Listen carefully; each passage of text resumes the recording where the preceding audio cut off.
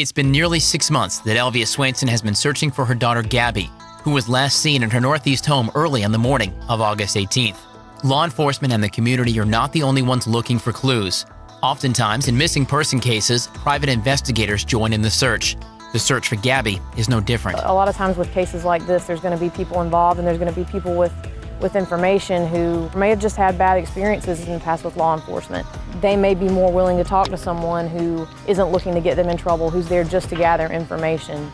Jael Girlreach works with Stillinger Investigations, who was hired by Gabbiee to help find her daughter. In a case like this, I mean, our goal is to help find Gabby, and that's it. In the middle of the investigation is Freddie Grant, a man with a known criminal history, a man who, according to law enforcement, is the only suspect in Gabby's disappearance. A man who has been called a monster by Sheriff Leon Lott, and a man who owns a house that is reported to be within 400 yards of the last known location of Gabby's cell phone. It's in this house, according to investigator Girlreach, that duct tape with Gabby's DNA was discovered. Detectives have spent hours searching the area surrounding the house.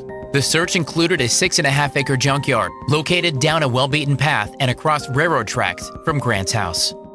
The property, according to the owner, who asked to remain anonymous, is completely fenced in. No holes in the fences, anything.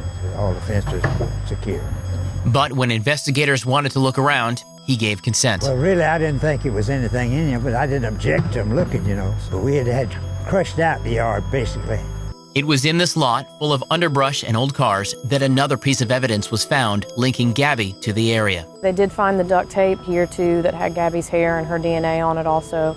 Although the discovery may not hold the single key, it's small pieces like the duct tape that can add up to the bigger picture and potentially answer the question of the whereabouts of a 15-year-old girl. According to investigator Girlreach, there's no piece of evidence that isn't important in the search for Gabby.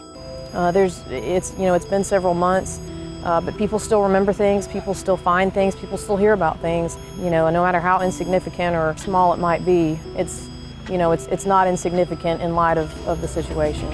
So is the secret to Gabby's whereabouts located somewhere here in the 6.5-acre property in Elgin?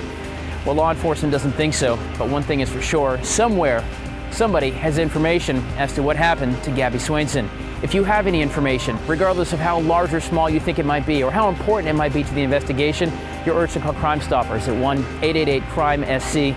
As investigator Girlreach said, if you're not comfortable with law enforcement, that shouldn't stop you from helping bring Gabby back to her mom. In Elgin, Tyler Ryan, Watch Fox News.